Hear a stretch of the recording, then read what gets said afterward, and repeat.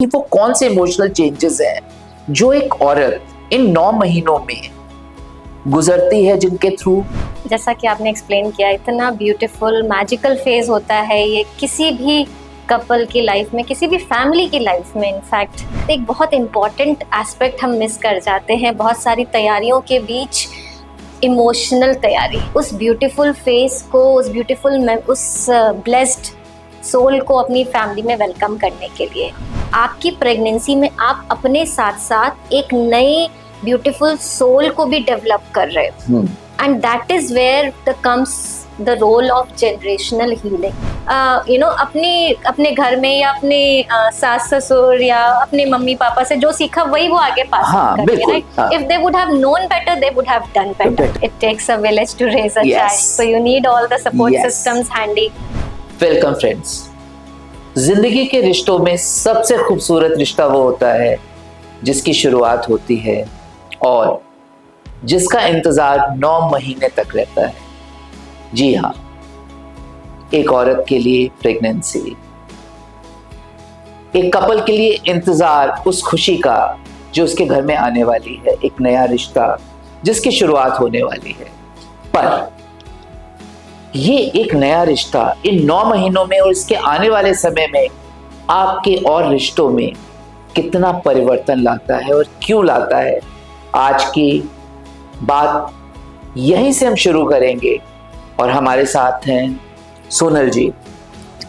Thank you. Sonal, आप इतना ज्यादा प्रेगनेंसी के बारे में, लोगों के बिहेवियर के बारे में जानते हैं कि पीछे जब हमारी आपसे बात हुई थी तो आपने कहा था कि ये एक ऐसा टाइम है जिसमें फिजिकल के अलावा मेजरली इमोशनल चेंजेस होते हैं।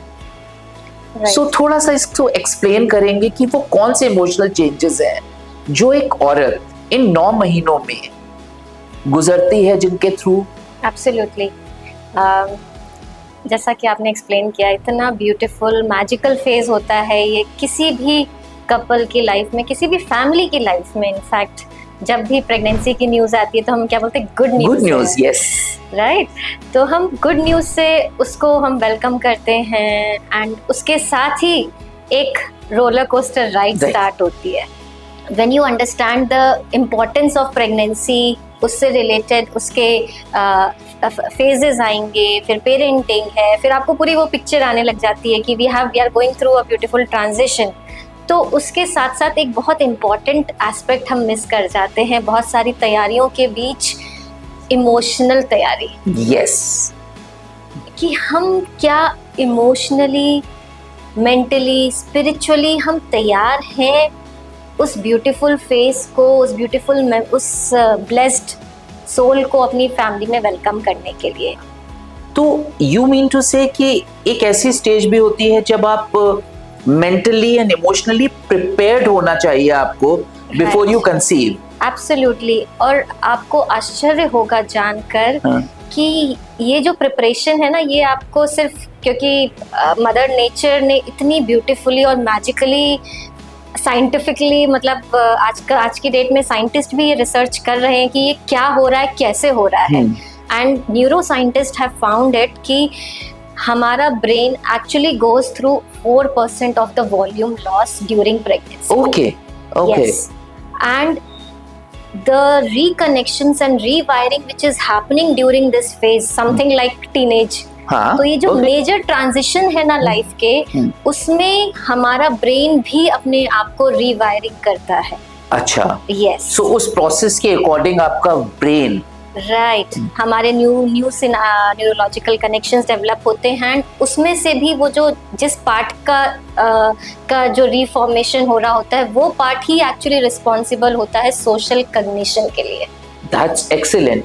तो इसका मतलब सोनल, जो कई बार होता है कि पेरेंट्स बच्चों की जैसी शादी हुई, दे स्टार्ट इंसिस्टिंग कि now there should be a new entry in the family, मतलब यू शुड कंसीव। एंड आज की डेट में बच्चे नॉर्मल कोर्स में रेडी नहीं होते हैं इतनी जल्दी। तो that pressure should not be failed, because इस प्रेशर में to conceive is not a right thing to do. See, pressure तो किसी भी टाइप का अच्छी बात नहीं है। हाँ, सो बट नॉर्मल कोर्स पे हमारी सोसाइटी में ये प्रेशर नॉर्मल कोर्स में देखा जाता है, नॉर्मल कोर्स में है बिकॉज वो उनको लगता है, राइट। अब आपको जो लगता है जरूरी नहीं है वो सबको सेम चीज लगे, राइट। तो ये एक ह्यूमन बिहेवियर है या इमोशंस है कि भाई मुझे सही लग रहा है कि आपको ये सही टाइम है कंसीव करने का, end of course biological clock है, बहुत सारे फैक्टर्स हैं। बट अगर हम उसी चीज को, हमारे जो भी घर के बड़े बुजुर्ग हैं या अगर पेरेंट्स है या पीयर प्रेशर फील कर रहे हैं, सोसाइटी प्रेशर फील कर रहे हैं, तो अगर उसको सही तरीके से उनको काउंसिल करके वो चीज समझाई जाए तो वो प्रेशर की तरह नहीं जाएगा, because any kind of stress is not good for neither health nor your emotions and mental health also. So इस तरह से तो ये बात बिल्कुल सही है कि किसी भी लड़की के लिए if she is not mentally and emotionally ready to become a mother, you know, you have to reach that. correct ये हमारे generation की actually में कुछ लोग हैं या कुछ मैंने ऐसे भी couples देखे हैं जो सिर्फ उनकी check off list होता है, हाँ, कि भाई getting married at this age, getting pregnant at this age, getting a job or a new house at this age, so they have become more of a mechanized stuff, whereas ये जो phase है हमारी life का, it has to be dealt with lots of love, care, affection and positive approach. Yes, so not carried away by the societal pressure or your biological clock only or your only check off list. तो आपको उस चीज़ को बहुत ही प्यार से, बहुत ही emotions और बहुत ही प्रिपरेशन के साथ आगे बढ़ना चाहिए। जब हमारा नेचर, हमारी बॉडी हमें इतना प्रिपेयर कर रही है, व्हेन यू एक्चुअली आर, तो your body will also support it. So वही चीज़ सोनल, आज की डेट में बच्चे जो हैं, स्पेशली गर्ल्स आल्सो, वो करियर ओरिएंटेड है and there is nothing wrong about it. तो जब आपकी शादी होती है और आप करियर के से फर्स्ट फेज में होते हो, so you don't want to get into a responsibility जहां पे आपका करियर हैम्पर होता है। यू वांट टू से कि मैं करियर में एक सर्टेन स्टेज पे पहुंच जाऊं, उसके बाद राइट। अब क्या होता है कि do you think this is a right thing to do? क्योंकि अगर आपने कंसीव कर लिया और आपका करियर में प्रॉब्लम है, तो that 9 months of trauma, it's like a trauma. ना तो आप उसको खूबसूरती से जी पा रहे हो, इमोशन को, आप बीच में फंसे हुए हो, was this right decision, right. And then जो मेरी इंटरेक्शंस हुए हैं कि ये कई बार कपल्स के बीच में भी प्रॉब्लम बनती है कि लड़की कहती है यार तुम्हारे कारण ये हुआ, सो वहां पे भी वो रिलेशन भी स्ट्रेस होते हैं। तो इसके लिए what do you want to say? Okay, so पहली बात तो ये जो गैप्स है ना, हर किसी की पर्सनल लाइफ में या हमारी सोसाइटी में, या हम जिस तरीके से उसको देखते हैं, वो नजरिया बदलने की जरूरत है, वो गैप्स फिल करने की जरूरत है हमारी सोसाइटी में, हमारे अपब्रिंगिंग में, कि हम उसको इस तरीके से देखें ही क्यों। जब बोला जाता है कि it takes a village to raise a child, so that means आपके पास सिर्फ वो आपके अकेले की जिम्मेदारी नहीं होने वाली है, राइट। अगर आपके पास वो फैमिली सपोर्ट और वो सारी चीजें हैं, तो it's going to be a smooth ride, and naturally it is a phase. लेकिन आज के टाइम पर, थैंक्स टू सोशल मीडिया, जिसके प्रॉज एंड कॉन्स दोनों हैं, yes. तो अगर किसी ने, for example, the algorithm is built like that, अगर किसी ने वो प्रेगनेंसी के प्रॉब्लम से रिलेटेड वीडियोस देखना शुरू कर दिए, तो वो उस पर्सन को वो वही दिखाएगा, right. And then the way you have build up your energy and the thoughts you are believing in, you will be attracting similar content, not only algorithm but energetically also. So the people around you, the all other external factors play very very important role. आपने भी बहुत खूबसूरत एक बात कही कि जो आपका उस समय मेंटल स्टेटस और वो जो है, जैसे एल्गोरिदम आपका सोशल मीडिया का हो गया, आपका बॉडी का भी होता है, बॉडी का भी हो गया, सिर्फ सोसाइटी का है। मैंने पीछे केस स्टडी पढ़ी थी, समवन वेरी क्लोज, उन्होंने होम्योपैथिक डॉक्टर, उनके पास एक लड़की आई, न्यूबॉर्न बेबी, वो बच्चा बहुत रोता था जब उसको फीड कराते थे, बहुत ज्यादा रोता था, and he was absolutely healthy. Then he went into the life of this girl, जब कुछ दवाई नहीं, सो इस लड़की की शादी हुई जबरदस्त, मतलब पेरेंट्स ने शादी कर दी, and it was a bad marriage, जो शादी के कपल ऑफ मंथ्स बाद ही खत्म हो गई, and at that time she was expecting. She didn't wanted to continue with this baby, but parent insisted. So that 9 months was trauma for her. अब वो जब बच्चा जब भी उसके पास गोद में आता था, जो उससे बात हुई, तो उसका दिमाग सीधे उन चीजों पे जाता था, उसकी लाइफ के जो बैड मोमेंट्स थे.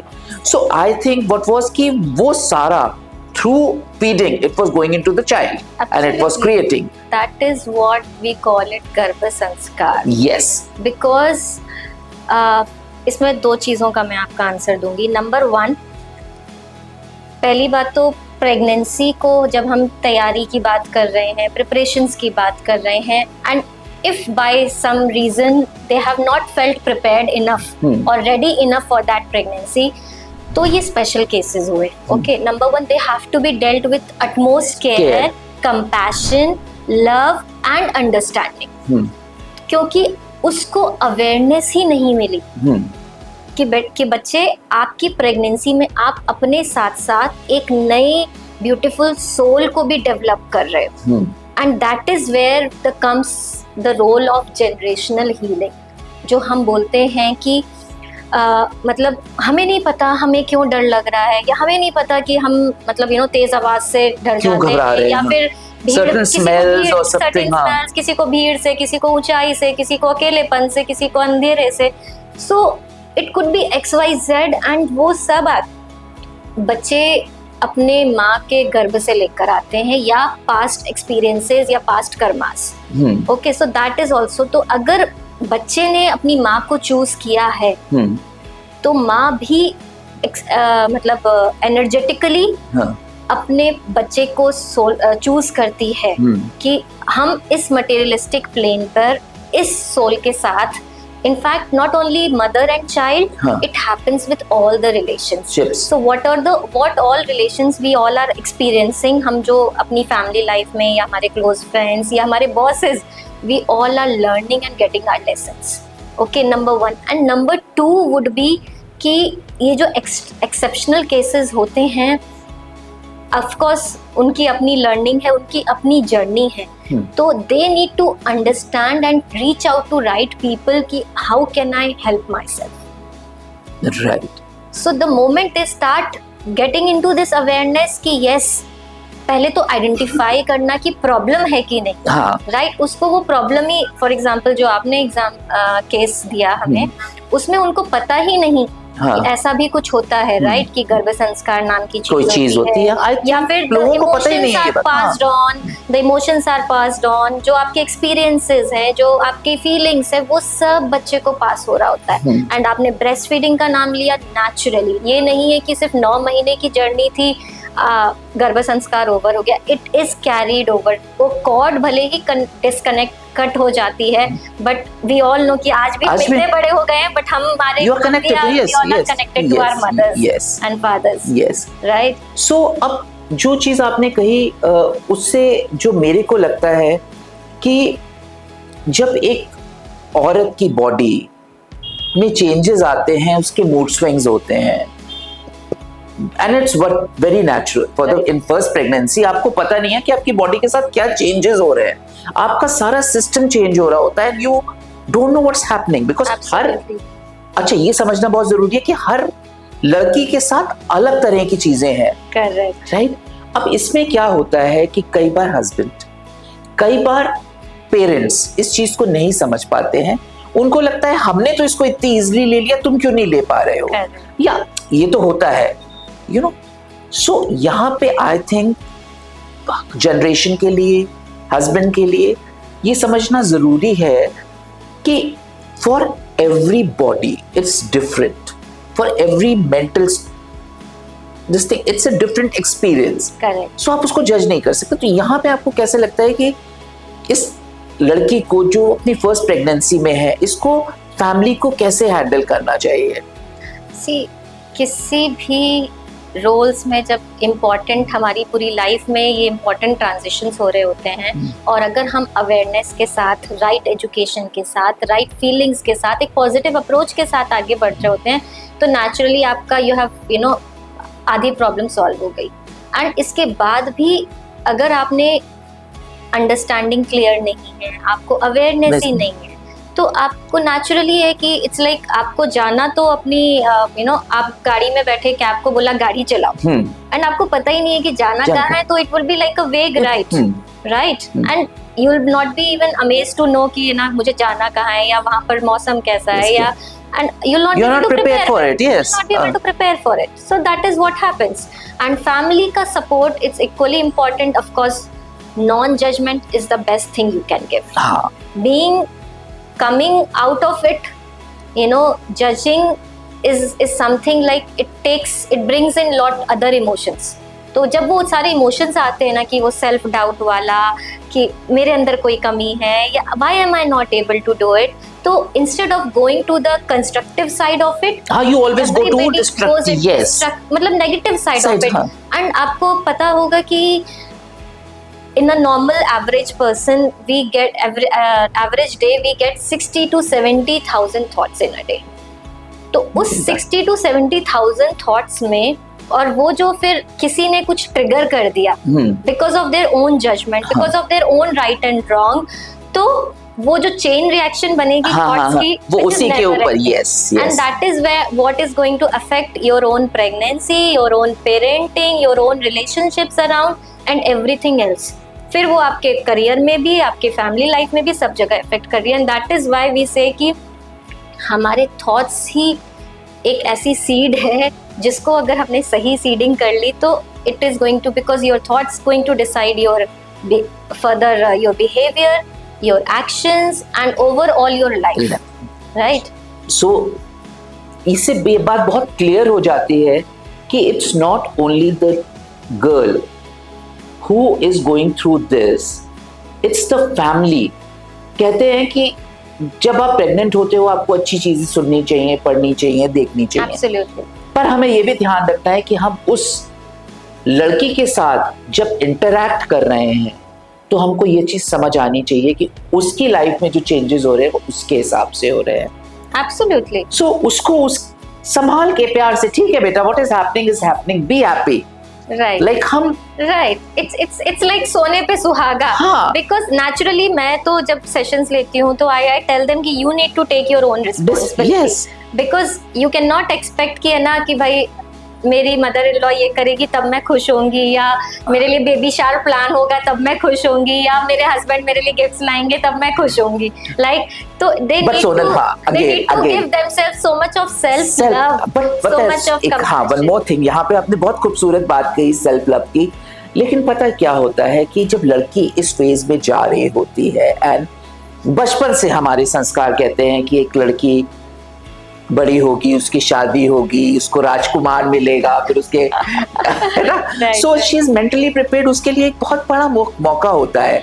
तो जो आपने कहा कि यस, उसकी एक्सपेक्टेशंस होती हैं कि उसकी मदर इन लॉ, उसकी फैमिली उसे हाथों हाथ लेगी, लाड़ लड़ाएगी, एंड ये सारे. अगर ऐसा कुछ नहीं होता है तो that doesn't mean it's the end of life. It's not, right. But हमें बट एक वही चीज मैं उसी पे आ रहा हूँ कि एज फैमिली हमारा ये फर्ज बनता है कि एक लड़की जो घर में आके एक नए मेंबर को ला रही है, so that as a father, as a grandfather, it becomes the responsibility of the family also. Absolutely, because it takes a village to raise a child. Yes. And nobody can do it all by themselves. तो वो जब अकेले कर ही नहीं सकते तो आपको समझना पड़ेगा, आपको उसके डेली चोर्स में. इनफैक्ट आपने देखा होगा किसी भी डिलीवरी के बाद हफ्ते 10 दिन तो बहुत अच्छे से सब लोग सपोर्टिव रहते हैं, सब लोग खड़े रहते हैं, बेटा ये चाहिए क्या, ये चाहिए क्या. एंड देन ग्रेजुअली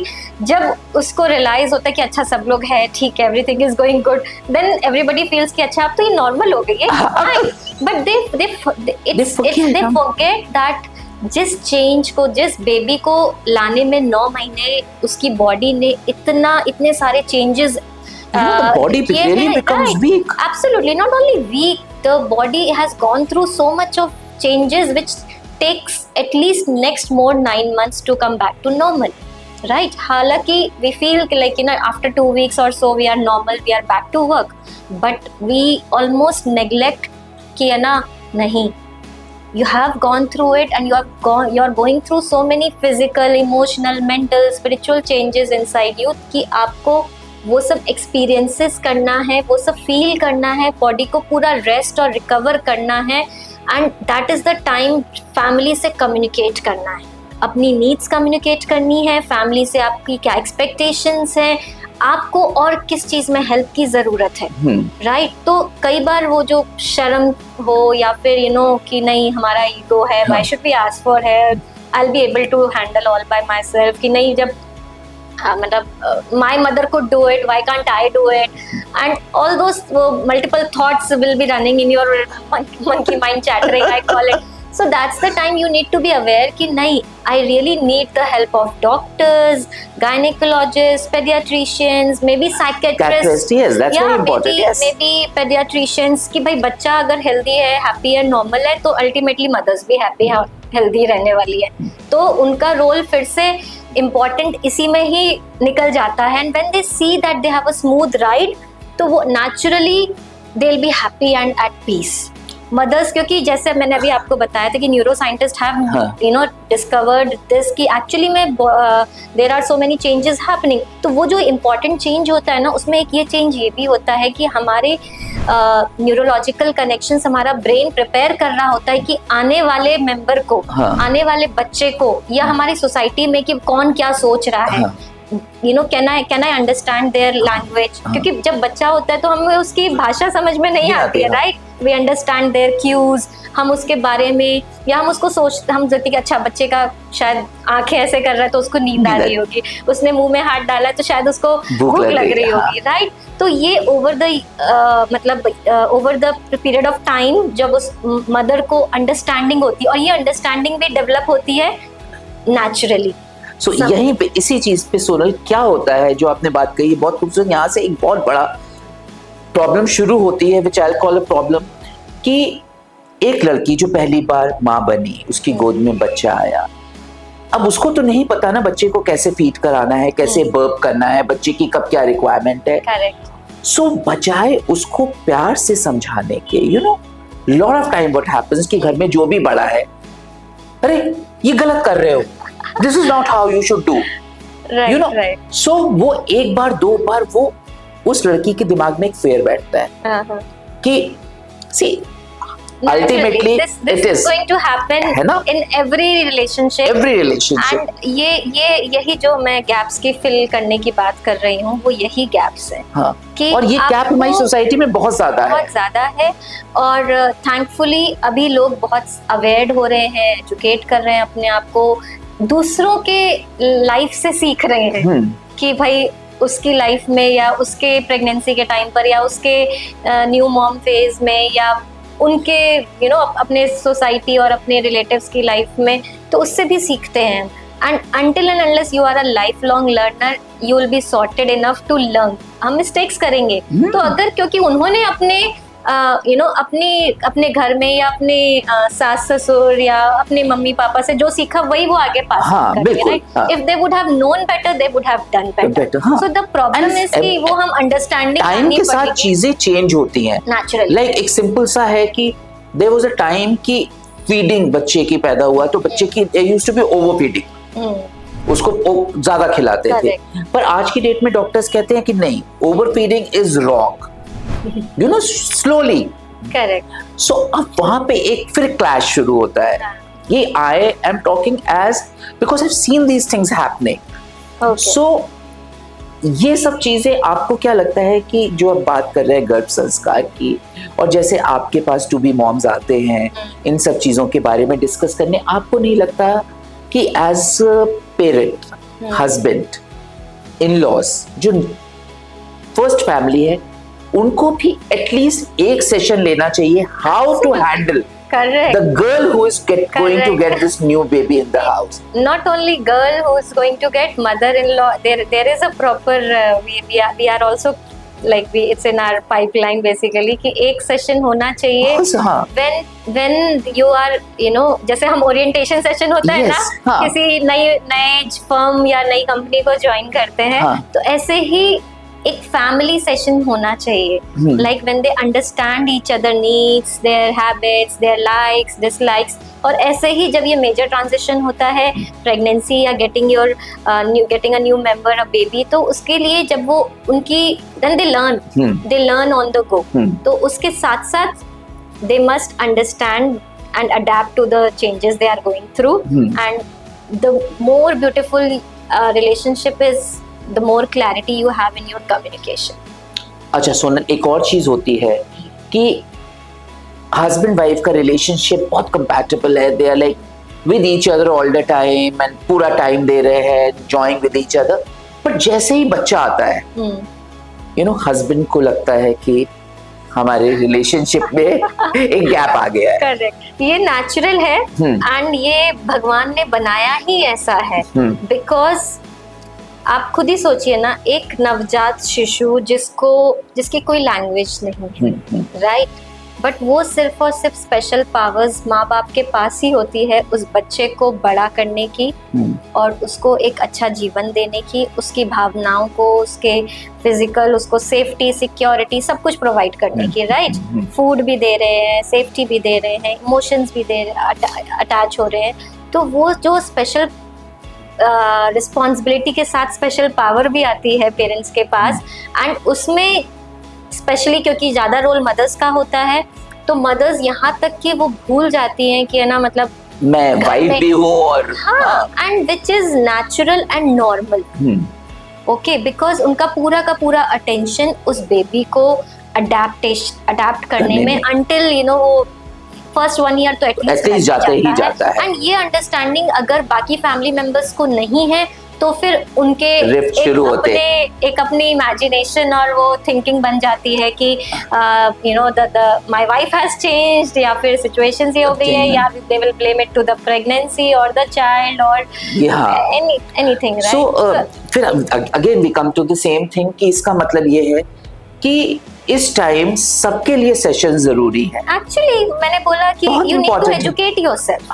अगर आप एजुकेट नहीं करोगे, if you will not become self aware of what is ahead, like आपको you know क्या आने वाला है आपकी लाइफ में, तो आपके लिए स्मूथ राइड नहीं रहने वाली है। आज जब आप बच्चों के एडमिशन के लिए जाते हो तब पहले पेरेंट्स की काउंसलिंग होती है, करेक्ट। तो जब बच्चा आ रहा है आपकी लाइफ में तो I think it's very important, जो भी चेंजेस आने वाले हैं, रूटीन में चेंजेस आने वाले हैं, इमोशंस में चेंजेस आने वाले हैं, आपके you know the postpartum depression की हम बात करते हैं, तो अगर आपको पता होगा कि नहीं, वो भले ही यू नो जो नई मम्मा है वो कुछ भी बोल रही है यू नो और she is behaving little weirdly, तो आपको समझना पड़ेगा कि she is going through so much of emotional roller coaster inside which is reflecting in her behavior and actions. तो अगर आप उस समय वो जो compassion और you will hold space for your family member in that difficult situation, it will be easy for everyone. अच्छा, एक और चीज पे हम आते हैं, आज से 20 साल पहले चले जाते हैं, तो लड़कियों में, औरतों में इतनी इंडिपेंडेंस आप कहो या जो भी कहो उसको, वो नहीं थी। सो वो चीज़ों को जल्दी एक्सेप्ट कर लेते थे, कोई उनको कुछ बोलता था एक्सेप्ट कर लेते थे कि हाँ ये तो मैं, this is my process, this will have to happen. But आज की डेट में लड़कियां बहुत जल्दी इंडिपेंडेंट हो जाती हैं, उनका थॉट प्रोसेस इंडिपेंडेंट है, उनकी लाइफस्टाइल इंडिपेंडेंट है, तो उनके लिए किसी भी चीज़ को बिना रीजन के एक्सेप्ट करना बहुत मुश्किल हो जाता है ना। सो ये जो गैप है, आपको लगता है इससे प्रॉब्लम्स होती हैं? एब्सोल्युटली होती है। आज के टाइम पर हम बेसिकली गर्भ संस्कार को हमें अलग से सिखाने की जरूरत क्यों पड़ी? हाँ, क्यों पड़ी? राइट, इसीलिए ना, बिकॉज ये पहली बात तो ये हमारे सालों से हमारी संस्कृति में हर घर में था, बट ओवर द इयर्स वो नॉलेज यू नो कहीं अगर वही वैसी की वैसी रह गई। 2-3 जनरेशन पहले अगर वो 80% थी तो वो नेक्स्ट मतलब पास होते होते 50, 40, 30, 20 हो गई।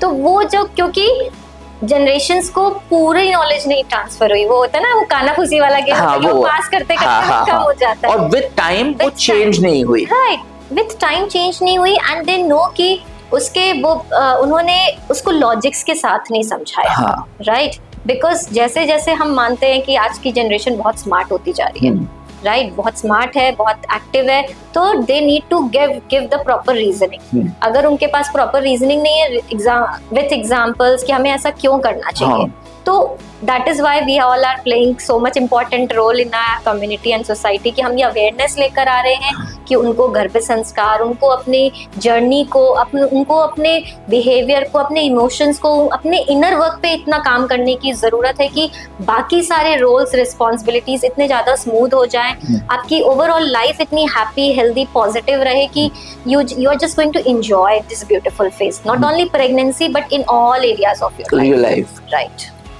सो वही छोटी छोटी चीजें होती हैं, जैसे जो आपने कहा गर्भ संस्कार की, और जो आप बताते हैं, अब कहा जाता था बच्चे को उल्टा सुलाना चाहिए काफी टाइम, तो उसका मेन रीजन आई थिंक कि उसके पेट में अगर कोई गैस है या कुछ है तो पेट दब के वो रिलीज हो। करेक्ट। बट अब ये चीज आज के टाइम पर उसको टमी टाइम बोलते हैं। हाँ, तो उसको साइंटिफिकली नहीं समझाया गया।